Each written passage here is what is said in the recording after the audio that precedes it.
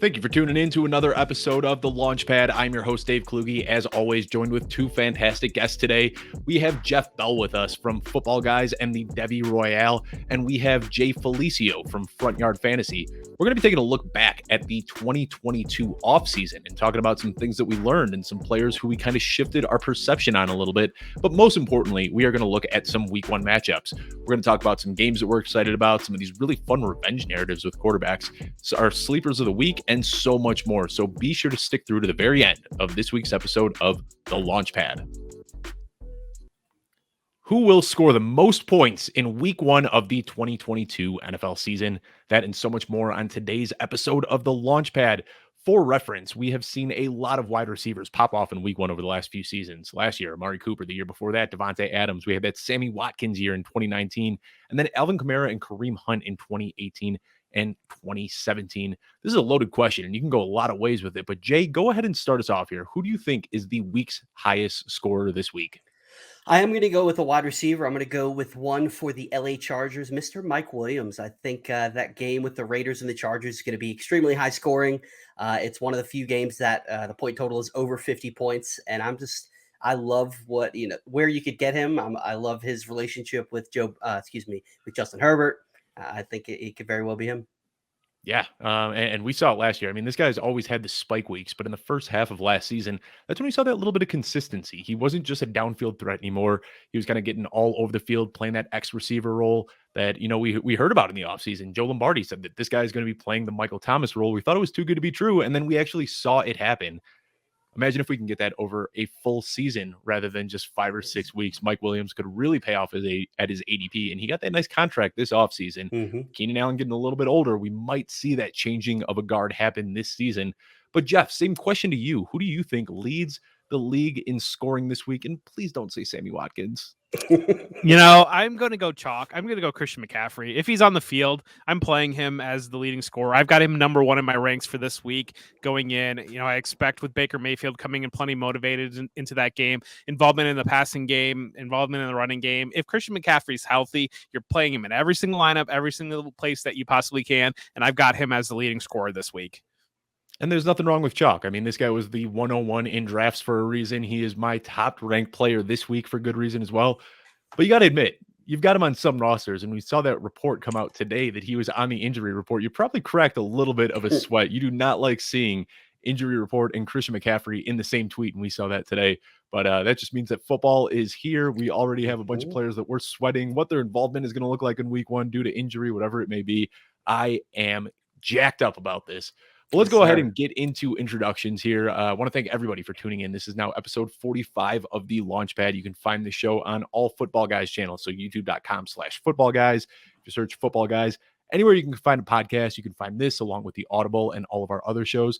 And then most importantly, you can find us now on Sleeper as well. If you go to the Sleeper app, just swipe all the way over to the right, you'll see podcasts, and you will find this along with the Audible and the Dynasty Show in their podcast feed. Last week, I was joined with Scott Hansen and Joe Bryant. We were talking about NFL Red Zone. We were talking about Footballguys and the tools that we offer over here. And today, I am joined with Jeff Bell and Jay Felicio, and we get to talk some real live action football happening in just a couple of days. We're going to dive into some week one matchups and look back at the offseason and some things that we learned throughout the offseason. So Jeff Bell, really good friend, I wanted to say friend of the show, but just a real life friend at this point. Jeff Bell over at Footballguys. You can also find him with Christian Williams and Kevin Coleman running the Debbie Royale, doing great stuff over there. Jeff, let everyone know where they can find you on social media and what you're going to be working on during the season. Yeah, so you can find me on Twitter, for whom J Bell tolls. I think most out there have found that. You can find me. Check out the Footballguys Discord. I'm in there as well. I'm for whom J Bell tolls there as well. I've got a new AMA channel open up there, so that's very exciting. If you've got your questions on the Footballguys Discord, feel free to hop in and join that. And that's going to be one of the easiest places to get me, or Twitter and the DMs. I'm always there too. I've got a lot coming out this year. So I've got an article that is going to hit. Not sure if it's going to hit Monday or Tuesday. It's going to be dynasty focused, but it's really going to kind of take borrow a little bit from one of my peers, somebody that I've always looked up to in writing. Peter King is somebody that I've always looked up to in his Monday morning quarterback. And so he's an Ohio University grad. I'm an Ohio University grad. I've got a little bit of a spin on an article that I'm going to try out this year. And so I'm really excited about that to drop early in the week. We've got the roundtable that's coming out for college football in Football Guys. And so we're really kind of dipping our toes on Football Guys into college football. So make sure to check that out. I'm going to actually work on that tonight. Once we get done with that, that will be dropping on Fridays every week. And you'll get that email. Joe will include that in the email and get you ready for the games on Saturdays, because, we're Football Guys and we're football all around. So we're dipping our toe in college football. And then the other thing that you can really watch out for is going to be our Dynasty movement, our Dynasty ranks movement, that we'll be doing a roundtable on that as well. And so we're going to, the entire Football Guys staff, use all those resources, and that'll be coming out weekly too. Yeah, Jeff, we just brought you on this offseason, but you have been crushing it with the content over there. The player spotlights that you've written this offseason have been incredible. Can't wait to see what in-season content you'll be putting out as well. Easily one of my favorite writers. So keep doing what you're doing. On the right side of my screen, I am joined with Jay Felicio, longtime connection in the space. Glad we were finally able to link up on this show today. You can find Jay kind of all over the place. He's doing a little bit of everything, but most importantly, you can find him at Front Yard Fantasy. The guys over there have been killing it with the game shows that they do. You're doing 5-6 a week now. I mean, I know you guys stay busy over there. Jay, tell us a little bit about Front Yard Fantasy and where we can find you on social media. Yeah, it's actually, the schedule is going to be changing up here very shortly. We got a lot going on. First off, you can find me on Twitter at GManJ. I am a part of the team over at Front Yard Fantasy. I do a lot of stuff in the background, help plan the shows, book guests, things like that. But I am also starting this Sunday going to be on the FanDuel recap show and on FanDuel's YouTube and Twitch from 7 to 8:30, and we basically go through the games, talk about the fantasy relevant things that happened that day. But the main thing with Front Yard Fantasy, as you guys well know, is we like to mix fun with actionable advice. So it's we're really goofy. We play games. We've got the Fantasy Football Game Show. That's going to be on a few different days during the week. Also, we just started a morning show on the Better Sports Network, 7 to 10 a.m. Monday through Friday. And also this is actually the first announcement of this. So we're moving our FanDuel show that was on Friday to Tuesdays at 5 p.m. Thursdays at 5 p.m. starting next week. So I will be a part of the rotating cast of that as well. We've got the game show. Best thing you can do is follow us on Twitter, Front Yard FYF, and check us out on YouTube at Front Yard Fantasy. Yeah, absolutely. Really fun stuff over there that you're doing. Like you said, trying to blend fun game show type stuff with actionable fantasy advice, and you guys knock it out of the park. I was lucky enough to meet almost everybody on the Front Yard Fantasy staff in Canton. You guys are just as fun in real life as you are on your shows. But let's go ahead and dive right in. We are going to talk about some week one matchups, but first of all, I want to talk about how we've kind of adapted some of our stances throughout the offseason. And this is kind of a tough thing to talk about, but we get dug into takes, and you don't want to suffer from take lock all offseason. You don't want to be beating the drum when new information is coming out that should make you kind of reassess your priors. Jamison Crowder was a guy that early in the offseason I was all in on, could not stop drafting this guy. And then we just hear this solid drumbeat coming out of Buffalo that Isaiah McKenzie is the guy. He's getting the slot snaps. And I had to take a step back and say, hey, maybe I shouldn't be drafting Jamison Crowder in all of my leagues anymore. So let's talk about that a little bit and kind of go through position by position. Jeff, start us off here. Let's talk about a quarterback, for good or bad, that you have changed your stance on this offseason. So for Football Guys, one of the things that I worked on was the Atlanta Falcons team reports. And before I really got dug into that and really was kind of paying attention to what was going on in training camp, watching the preseason games, I was convinced that Desmond Ridder would quickly take over and be the starting quarterback for the Falcons. But as I got dug in and really as I was able to watch the games, read the camp reports, Marcus Mariota really stepped up as a leader.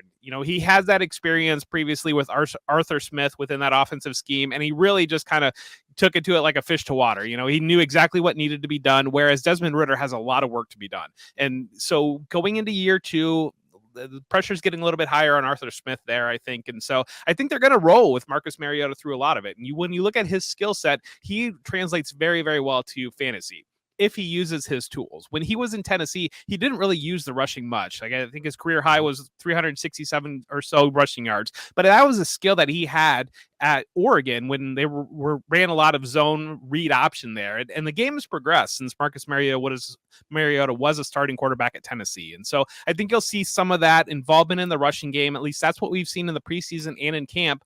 When you look at the targets that he's got Kyle Pitts, he's got Drake London, and he's got Cordero Patterson. And that defense is absolutely atrocious. It might be the worst defense in football. So I was really out on Marcus Mariota to begin with, but I'm really kind of solidly in. And I think that he's going to threaten towards being a low end quarterback one potentially, as long as he's the starting quarterback, because I expect a lot of garbage time. I expect usage on the ground. That was one of the things the Raiders really used him as the last couple of years, as a wildcat option. And so I think he got more comfortable in the run game. This guy is a 6 yards per career average in the NFL. And so he's definitely got that skill, and adding that, using those weapons and playing really from behind for a lot. I think Marcus Mariota is going to be a solid guy to keep an eye on at the quarterback position. Yeah, and we fall in love with every single rookie that comes into the draft or comes into the league. That's just something that happens throughout the offseason. But like you said, Marcus Mariota, he's kind of the just the perfect mixture of what you want in a fantasy quarterback. He's going to run, he's got garbage time. You didn't even talk about it, but he's also got Drake London and Kyle Pitts, making his job pretty easy for him when he's got two giants on each side of the field that he'll be able to throw the ball up to. So I like that one. Jay, same question over to you though. Who is a quarterback that you have changed your tune on? Well, you're going to like this one as well. I'm going to have to go with your boy Justin Fields. He was somebody who, coming into the offseason, I wasn't necessarily out on, but somebody I wasn't actively looking to acquire. But as I started to do a deep dive into him and looking how things shook out last year, it really wasn't his fault. I know you keep hearing that, but it's the truth. Matt Nagy's gone, Andy Dalton's gone. It's his team now. Fields was one of the best QBs outside of the pocket. He had best passer rating in the NFL on design rollouts. Matt Nagy only called 19 the entire year. That shows his ineptitude, how it's obviously didn't want Fields to be a starting quarterback. New offensive coordinator Luke Getsy should play to Justin Fields' strengths of the deep balls and rollouts. He was number 2 in air yards per attempt last year, 12th in deep ball completion percentage, and 3rd in red zone accuracy. He started to play better as the season went along, as he got more comfortable, more reps under center. And yes, he did struggle as a passer. There's no doubt about that. But the beautiful thing about the Konami code quarterback is he rushed for 420 yards in just 12 games. He started 10 games. And that's the 5th most in the entire NFL for quarterbacks. He had more rushing yards per attempt than Jalen Hurts. As Jeff, I know you're going to like this too, because he was obviously a capable pass thrower at Ohio State University. Yeah, 2 fantastic seasons there in 2019 and 2020. It really reminds me a lot of, I'm not saying he's going to have that 2019 season that Lamar Jackson did, but everybody was doubting him as a passer going into his second year because he came in and struggled in a system that was set up for Joe Flacco. As long as the Bears, and I believe that's what Luke Getsy is going to do, start to adapt this offense to play to his strengths, I'm very excited. And I've for Justin Fields, and I've targeted him pretty much everywhere I could. Yeah, love that call out. And I've talked about this split a few times on this show, but if you haven't heard it already, like you said, he started 10 games last year. And in those first 6 games, he completed 56% of his passes, averaged a third of a touchdown per game, averaged an interception per game, 134 passing yards, and 30 rushing yards. I mean, just abysmal numbers across the board. But then if you look at those final 4 starts, when he got a little bit more comfortable in the offense, 62.5% completion rating, 1.25 touchdowns per game, still averaging an interception per game, which we'd like to see that change, but not the end of the world. But this is what really gets me: 244 passing yards and 64 rushing yards per game. You extrapolate 64 rushing yards per game over a full 17-game season, you're looking at almost 1,100 yards on the ground. So people kind of have this mindset that Justin Fields isn't going to be running the ball a lot because we didn't see it last year and we didn't see it in college, but the skill set is there. And from what we've gotten out of camp, the reports, and what we know about Luke Getsy and how he likes to run an offense, I think we're going to see Justin Fields running a lot this year. And it wouldn't surprise me one bit if he finishes somewhere around 800 yards rushing this season. So love that call out. I'm a little worried about my Bears. They might only be winning 3 or 4 games this year, but I think from a fantasy standpoint, Justin Fields is going to smash. So love that call out, Jay, and props to both of you guys for staying fluid in your takes, because it is a little bit tough at times. But let's go talk about some running backs. And Jay, back to you. Who is a running back who you have kind of flip-flopped on this year? This one hurts because I've been I hate the term truther, but I have been for Miles Sanders for years, just because I believe in the talent. When he gets the touches, he produces. He always has a high yards per carry, but I'm ready to admit that on Philadelphia, at least, it's just not going to happen for him. They've got 2 capable running backs behind him in Boston Scott and Kenneth Gainwell. Gainwell's likely going to play on 3rd downs. He's already dealing with injuries again. The season hasn't even started. Plug in Jalen Hurts. He's going to be take plenty of rushing attempts away in the red zone. Acquiring AJ Brown, I think, while I do expect Philadelphia to still be extremely run heavy, I think they are going to air it out a little more. Not necessarily, they're not going to become a fast pass first team by any means, but I think that's just one more chink in the armor for Miles Sanders, and just where you've had to take him I'm not comfortable. If you can get him late, that's fine. But I don't think I have him anywhere this season. Maybe one or two places that I had him in dynasty leagues, but he's just not somebody that until he's able to get out of Philadelphia. I think he's talented. I don't think it's him. I think it's just the system that he's in and the coaching staff that likes to use multiple running backs. Yeah, and I mean, he straight up said, "Don't draft me in fantasy football." I don't know how often you hear somebody come out and say that, but it doesn't get much more damning than that. The one thing I'll say about Miles Sanders, though, because I do a lot of drafts throughout the offseason, especially with best ball, so I pay close attention to ADP and how that shifts. I didn't really want anything to do with Miles Sanders when he was going in the 5th, 6th, 7th round. But lately, and at this point, it's kind of silly to even talk about with all of our drafts being done, but I found myself drafting a ton of Miles Sanders over the last few weeks just because he was going in the 10th, 11th, 12th round. I mean, he was sliding like crazy. And at that point, you're basically drafting him at a handcuff value. You're not expecting anything. You're not paying up with the draft capital that you say, like, I need to start this guy as my RB2 every single week. You're drafting him, and if he hits, great. If he doesn't, okay. And then he's got that contingency value as well, or if something happens to Kenneth Gainwell, or let's say, Jalen Hurts gets nicked up and Gardner Minshew has to step in, then all of a sudden it's a very different offense that could benefit Miles Sanders. So like you said, the talent is there. There is no doubt about it. And he was a guy that as his ADP started to plummet, I find myself kind of grabbing some shares here and there and just hoping that it's not a falling knife and that I'll still be able to get back some sort of production. But Jeff, if you got anything to add on Miles Sanders, I saw you nodding, go right ahead. But if not, let's hear about a running back that you have flip-flopped on a little bit this offseason. Well, it really comes into Miles Sanders. You hit it on the head. It's acquisition cost, really, and what role are they playing on their team? And I think that he's worth taking the risk on. At the same time, I just think you're going to see involvement from Jalen Hurts, especially within the red zone. I don't know that I'm a little more down on Gainwell just because I don't know that Hurts is really going to use the pass receiving back that much. I think that a lot's going to flow through AJ Brown. Plus, when you involve Devonta Smith and Dallas Goedert as well, they have plenty of options. So that's kind of a break in case of emergency, and I don't know that you're going to get really consistent production out of that, but I do really like that offense and buying pieces in that offense, and it's just one of those at that level you buy in, and if it breaks your way, you're exactly right that you're going to have an elite potential piece in an elite offense. So it's all acquisition costs, and I think Miles Sanders is fine right now. Yep. Now let's hear about your running back. I want to hear who you have flip-flopped on a little bit. I got some ideas of who it might be, but I want to see who you picked. It could go either way. So very well the spotlights that I wrote. And really, I looked at two running backs that I think I flipped on both of them. One, the first spotlight that I wrote was Breece Hall. And I'm very, very nervous about Breece Hall now. And I've got him pretty far down in my ranks from where I was expecting him to end up. But the guy that I really want to go in on is the other spotlight that I wrote about James Conner. And so when I wrote James Conner spotlight, I had I really looked through the usage last year, and essentially he was a really just fancy version of A.J. Dillon or Damian Harris. They really only used him in the rush game. They used Chase Edmonds in the pass game, and it was a very, very clean split. And so when I looked at it back in July, I kind of looked at the skill set that Darrell Williams brought in as being a player that's really, he was involved in the pass game quite heavily with Kansas City, but he's a really good blocker. He really understands those different areas of the game. And then I looked at Rondale Moore too, and Rondale Moore coming in as that year 2 wide receiver, a player that is very explosive, could see some work out of the backfield. Well, now we sit here and Rondale Moore is hurt, and I don't know that anybody is exactly shocked because of his history of injuries. And unfortunately, that news came out today, and hopefully he's back soon, but he's obviously not factoring into the picture right now.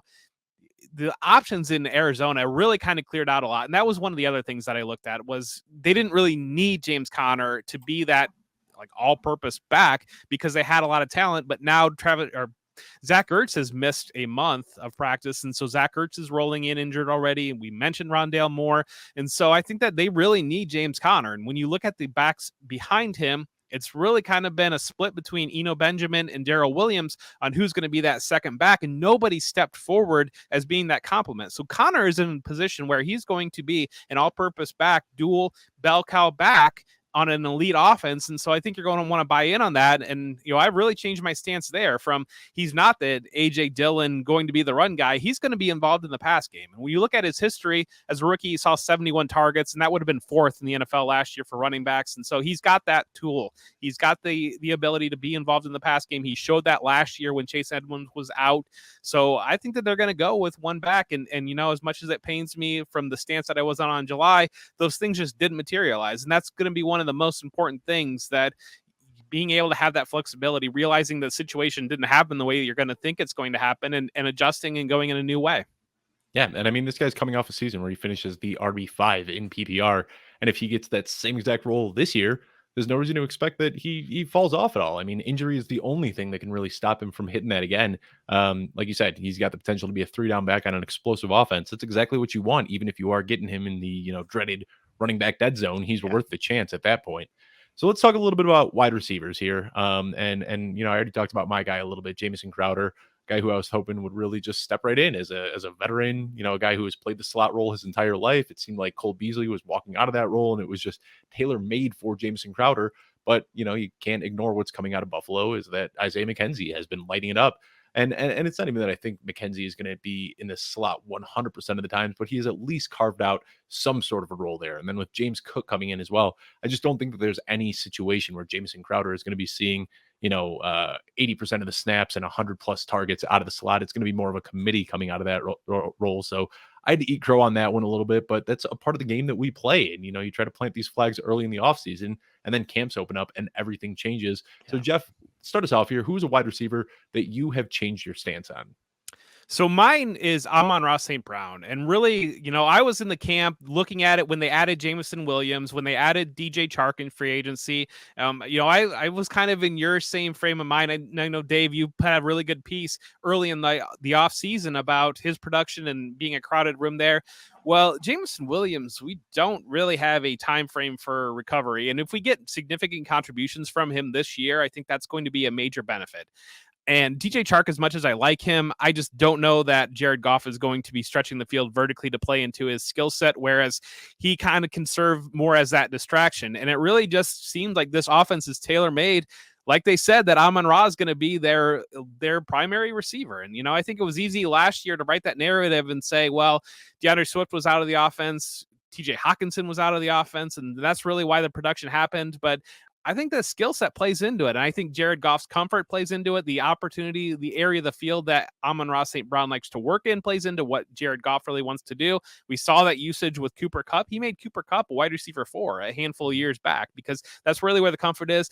As much as I, enjoyed Hard Knocks, and we get the Hard Knocks bump and expect the Lions to be more competitive in a tough team, that defense is going to be bad. That defense is still a work in progress. So I expect the game scripts that Amon-Ra St. Brown was really able to work with last year when he was wide receiver 8 through week 5 on, really once he got comfortable, I think that will continue. And another piece I just dropped on Footballguys was I kind of looked at where top 10 wide receiver finishes come out of ADPs outside of the top 20. And one of the key areas were two different things that Amon-Ra St. Brown hits both of is the second year breakout, which he's kind of already on pace for that. Between year 2 and 3, usually you'll see a breakout with receivers.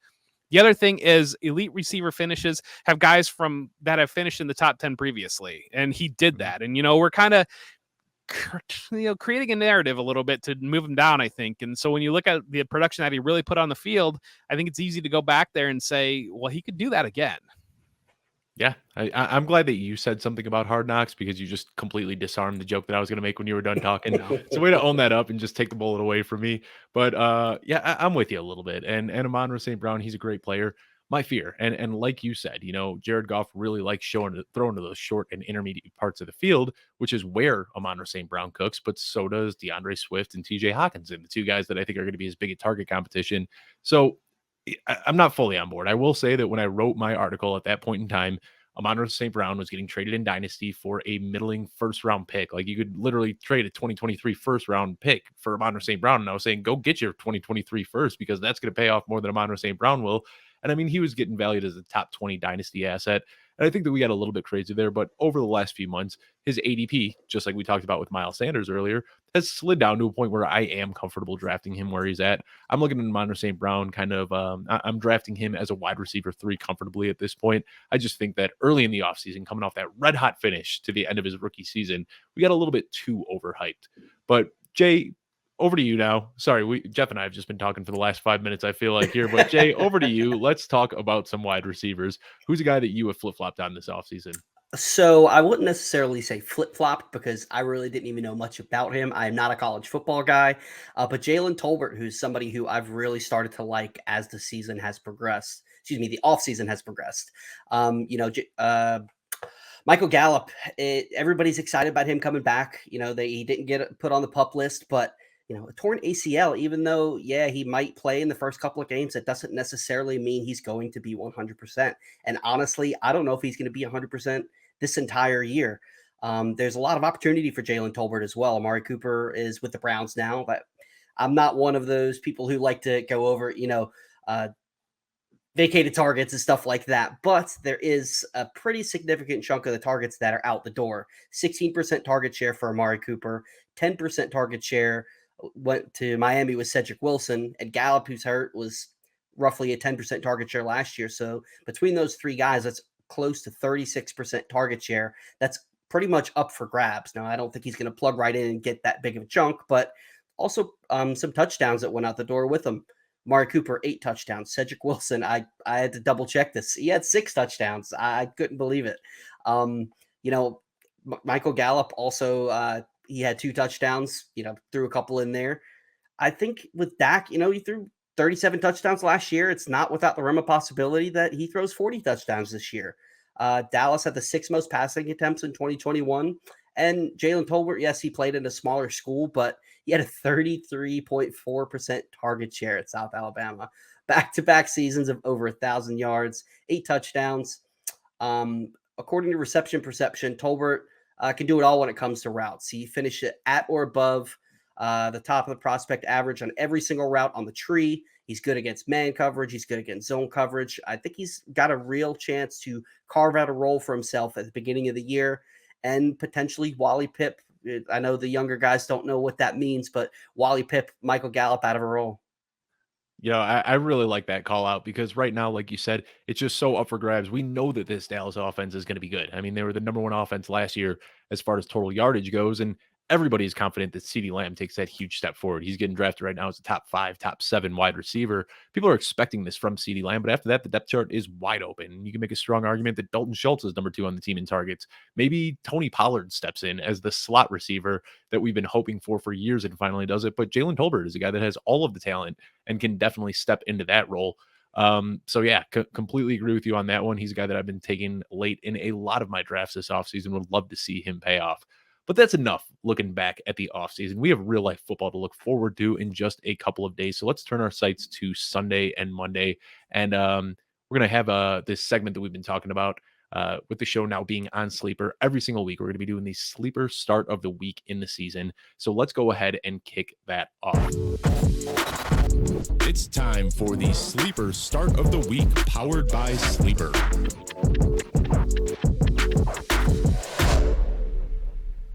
Jeff, who is your sleeper of the week? You're going to hate it, Dave, and you already know it's coming, but it's got to be Sammy Watkins. Sammy Watkins, week 1, has reached meme status at this point, and over the last 3 years, 27% of his production over the last 3 years has come in week 1, and we had we started at the top of the show. We talked about 3 years ago when he had the big 3 touchdown game last year, and the year before he was even productive. And so really this comes down to Allen Lazard's status. Looks like it's probably going to be a scratch. He's not back to practice yet. And the Minnesota Vikings allowed the most points to wide receivers last year in the entire league when it came to fantasy points. So Sammy Watkins is stepping into a prime opportunity. We know Aaron Rodgers loves those veterans. I think that I kind of expect that game to be a back and forth game. And, I think Sammy Watkins week 1, I think you're crazy not to go there. Yeah, I mean, like you said, it's kind of a meme at this point, but the stars are aligning for another big week 1 for Sammy Watkins. So as much as I'm kind of giving you a little bit of crap for this, I don't hate the call out whatsoever. But Jay, same question to you. Sleeper start of the week. Who are you going with? I'm going to go with another wide receiver that wears green, but over in New York, Elijah Moore. And some people might be concerned with elite Joe Flacco under center, but I actually think it works in his favor. 2 games with Joe Flacco last season, he averaged 9 targets, 6 catches, 93 yards, and a touchdown. Good for 21.5 points per game in the 2 games that he did play with Joe Flacco under center. Elijah Moore performed with shaky quarterback play last year, and going up against a Baltimore defense that, yes, they are definitely a lot healthier than they were last year, and they, drafted Kyle Hamilton to help shore up that secondary, but they did give up the most passing yards per game. So whether it's their garbage time, whether it's a close game, I think that no matter what, Elijah Moore is going to be involved. I think he's the clear wide receiver one in this offense. And Joe Flacco has done nothing but talk him up. He compared him to Steve Smith here recently. So I think they've got a connection. I love, especially where you were able to get Elijah Moore. A lot of people were out on him this offseason. So this is also partially me willing it into existence because I have a lot of shares of Elijah Moore. So that's part of it as well. Well, as we all know, Joe Flacco throws a much more receiver-friendly ball than Zach Wilson does. Hey, don't shoot me. I'm just the messenger, just going off of what Garrett Wilson said here. Love that call out, though, and would really like to see Elijah Moore pick up where he left off last offseason. Now let's go ahead and talk about some matchups, and there's some really fun quarterback matchups that I am interested in. The first one I want to talk about, of course, I am very invested in this game being a Bears fan, but we have the 2 high upside year 2 quarterbacks facing off against each other. Trey Lance is going to be traveling to Soldier Field to play against Justin Fields, and we have seen so many takes this offseason about Trey Lance and Justin Fields. Really simply put, Jay, answer the question: who scores more points this week, Trey Lance or Justin Fields? Speaking of don't shoot the messenger, I'm going to have to go with Trey Lance on this one. And it's just, I trust, we don't know what this Bears offense is going to look like. I trust Kyle Shanahan to put this offense, put Trey Lance in a position to succeed in this offense. He's one of the best in the entire league at crafting his offense around the weapons that he has. I think he's going to put Trey Lance in a position to win. Yeah, and I am obviously a Bears fan and a Justin Fields truther, but I'm also a realist, and I have Trey Lance ahead of Justin Fields in my rankings for that exact reason. I'm starting to sweat a little bit, though. I mean, George Kittle is really the huge piece of this offense, whether it's Yeah. blocking or receiving. He just does so much, and if he's unable to play, that definitely does hurt them a little bit. But then when you look at the opposite side of the ball too, you got Nick Bosa going up against a rookie. I mean, it's just going to be a bloodbath in the trenches. So I think that there's a lot of reasons to get excited about San Francisco this week. But Jeff, same question to you: Trey Lance or Justin Fields? Yeah, as much as we want to talk ourselves into garbage time and quarterbacks putting up numbers there, reason why garbage time happens is because the other team scores a lot of points. And I think that that's kind of going to be what happens with the 49ers. I expect that Trey Lance, with everything that's happened recently with Jimmy Garoppolo, whatever else, I do expect a strong performance from Trey Lance. And I think that he's going to be the play here. Vegas has the 49ers as almost doubling up the Bears when it comes to touchdowns. And so, I think it's pretty natural to go with the team that's going to score more touchdowns according to Vegas, which is the 49ers. We talk about Kittle. It makes you nervous a little bit, but at the same time, I don't know that Bears defense really strikes fear. And I think that if Kittle misses, then Brandon Ayuk becomes a smash play, and really Juwan Jennings kind of becomes a quiet target too. That I think that we saw glimpses of production last year, and so I think that there's going to be plenty of options in that game for Trey Lance to be the leading scorer. And the Justin Field performance, I like to call it a hot dog quarterback, where you don't really want to watch the points happen. You just want them at the end. Fields might get there at the end, but I think it's going to be ugly. Yeah, and that's exactly what Deshaun Watson was just a couple of years ago on a 4-win Houston Texans team. He was Jalen a Hurts hot dog last year. quarterback. Jalen Hurts last year. And anybody that rostered these guys know how it feels. I mean, you got this guy in your lineup. You're checking your fantasy scores all day long, and you're like, oh my gosh, the fourth quarter's kicking off, and this guy has 3 points. And then you go drink a beer, go to the bathroom, walk the dog, you come back and check, and they got 29 somehow. I mean, it just happens like that in the fourth quarter with these guys sometimes. Now, we already talked about one of the fun revenge game narratives this weekend, talking about Joe Flacco a little bit, which is an unexpected one, getting to face off week 1 against the Ravens in an old revenge game. But we have some very fresh revenge game narratives as well. And I want to talk about Baker Mayfield. I mean, what's crazy is these transactions happened after the schedule came out. It's not like the NFL planned this. It just so happened to work out this way. Baker Mayfield opening up the season against the Browns, now playing for the Carolina Panthers. And I mean, he got pushed out of Cleveland in a pretty ugly fashion. Jay, what are we expecting from Baker Mayfield? Is he going to put up solid numbers there, or is this just going to be another of a series of disappointing quarterbacks to come through Carolina? So not much, and especially this week. It's going against the top defense in the entire NFL in Cleveland. Um, Getting traded to Carolina later in the season, Matt Rule decided he wanted to split reps between him and Darnold. So he was already behind the 8 ball, and then splitting reps with the ones. I'm not expecting much out of Baker Mayfield. Maybe later in the season, because I do love DJ Moore. Obviously he's got Christian McCaffrey. Robbie Anderson's an underrated weapon. I still believe in Terrace Marshall. Not necessarily as a high end wide receiver, but I think he can, play like a Sterling Shepard type of role. A better NFL wide receiver versus a fantasy wide receiver. But this week, Simon's going to be upset with me because I know he loves his Baker Mayfield, but I don't see it this week. I think there's too many negative factors working against him when it comes to, I think Carolina's going to try to get him the win, but I think that's going to go through Christian McCaffrey and not necessarily Baker Mayfield. Yeah, and I will say, I mean, Baker Mayfield might have the luxury of just throwing those little checkdowns to Christian McCaffrey and still finishing with a huge yardage total because of the yards after the catch. So that is in the realm of possibility. But Jeff, same question to you talking about Baker Mayfield. Not even so much a question, just how are we feeling about Baker Mayfield in general, and especially this week? I expect plenty of emotion. I think that that's probably the safe play. And Baker Mayfield's going to be fired up. But this is a guy, in his career, he's kind of about a 220 yard per game guy, and he's not going to run the ball. He's under 10 yards per game running the ball. So when it comes to fantasy, I don't know that you're going to get much. And really, when I look at this game, I think the way that the Browns are going to want to play this game with Jacoby Brissett at quarterback, I expect they're going to want to try to lean on Nick Chubb and run the ball, really kind of shorten the game. And, if he who shall not be named were the Browns quarterback and you started trading scores, then I would be a little bit more on Baker Mayfield. But I think just the way the Browns want to play this game, and I think Carolina would be fine playing that game too. I think Matt Rule kind of wants to play that way too. They were a very young defense in Carolina, and they have some interesting pieces there. But I really kind of expect this to be one of those. We usually see the defenses ahead of the offense early in the season, and I think they're just going to really try to take the air out of the ball on both sides and just kind of grind it out a little bit. For as much emotion as Baker Mayfield will come in, I'm not expecting big production. Now, you talked about it that Baker Mayfield isn't much of a rusher, but he's got the athleticism. And when he does choose to run the ball, he looks pretty good doing it. Do you think that maybe we see that a little bit more with Matt Rule now? Because Stefanski was running such a conservative offense. They just wanted him turning around and handing the ball off. They didn't call for a lot of runs. But Matt Rule, he's coached some quarterbacks who have had that rushing upside. Do you think we might see them tap into that a little bit with Baker, or is he just going to stay a pocket passer? Well, we saw Konami code Sam Darnold to begin last year in Right. this Carolina offense, and I think he went like 5 rushing touchdowns through the first 3 games. I think like there's 85-yard game, something like Yes. crazy like that. Yeah. There's college elements within Matt Rule's offense that kind of call for that, and kind of little bit of the zone read type things, and so maybe we'll see that. I don't know that, especially coming off injury.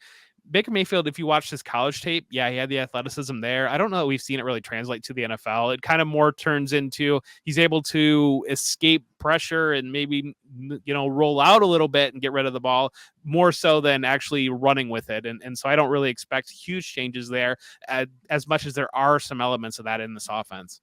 Yeah, I mean, to be fair, he struggled to, get a lead on a middle-aged police officer when he was in college, taking off at full speed. So, not the most athletic guy. But let's talk about another revenge game, and this is the one that I think everybody's going to be watching really closely. Under the bright lights on Monday night, Russell Wilson, for the first time ever, putting on an NFL jersey that is not for the Seattle Seahawks. I don't know if you saw it today, but Pete Carroll had a quote, something along that, they asked him how he felt about Russell Wilson coming back. And he said, I'm going to let the 12th man decide, and I'm just going to follow their lead. So if they come out booing and hissing, we might see a little bit of a, fire coming from Pete Carroll.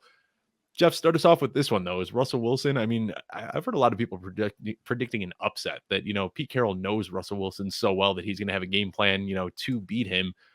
But I just think that we see Russell Wilson go out there and ball out with an explosive offense and a bunch of playmakers. What do you expect? What should Russell Wilson do this weekend? Yeah, so I have him quarterback 5 in my ranks this week. I'm expecting a big game on it, and I've heard the talk too about this being a potential upset, and weird things happen, especially week 1 Monday Night Football. But I think that's one of those of we need football, and you allow your mind to go to areas that maybe don't seem the most realistic when you're kind of looking in hindsight, and usually the easiest answer is the right answer, and the easiest answer is Russell Wilson comes out pumped up with this crowd, kind of feeling that momentum a little bit, and really shows what he's able to do with the weapons on Denver's offense, and they really just kind of go out and put it up on them. This Seattle offense and even the Seattle team is just going to be so bad. And I feel terrible for Pete Carroll, because when I'm looking at him, it really looks like he convinced himself he would be okay with Russell Wilson gone. And then this past month of being in camp and seeing this team every day, it almost looks like he's aging in dog years. It looks like he's going to be one of those that you see these pictures of President Obama when he came in as president, and then when he left at the end of that, and how much older he looks. I think you're going to see some of the same things with Pete Carroll this year. And I think this team is really going to take it out of him, and I think that this might be the worst team in the league. And I would always say this about Pete Carroll. Like, he's been the oldest coach in the NFL for a while now, but he never looked it. He was always a very young, whatever his age was. And like you said, it's like this year, all of a sudden, he's just geriatric. Like, he doesn't even have the jaw muscles chewing gum anymore. Like, he just lost it all. He is not the same guy. So I agree with you on that. I think that it's just going to be a bloodbath, and Russell Wilson's going to be jacked up. And Jay, I see you nodding along. Are we all in agreement on this one, that it's just going to be the Russell Wilson show on Monday night? Yep, clean sweep. And, I've seen some people talk about the narrative that, Seattle's not going to be able to keep up with Denver, so they're going to get a few scores. Maybe Javonte Williams and Melvin Gordon score a touchdown, and you don't really see that much production out of Russell Wilson.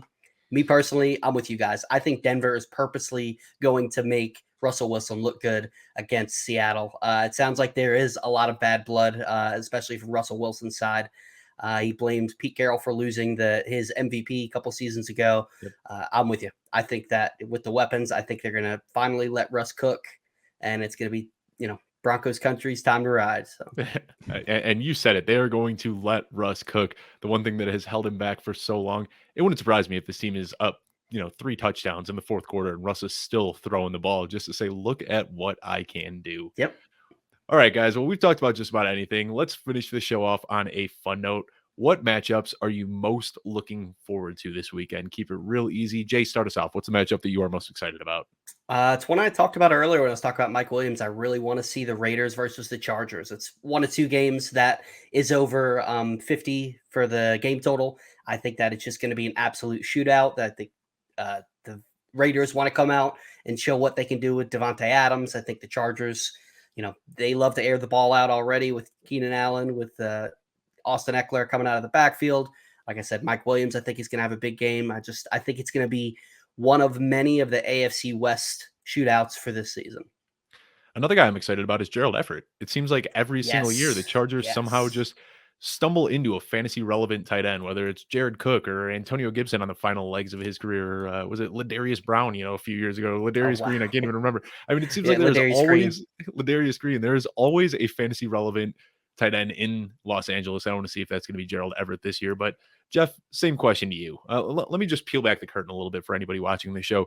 We are recording this show 40 minutes before the Thursday night football game kicks off, and Jeff is a diehard Bills fan, so I know what he wants to go with, the game that he's most excited about. Well, let's try to keep it on brand. People are going to be watching the show Friday morning. What's the show you're most excited about, Jeff?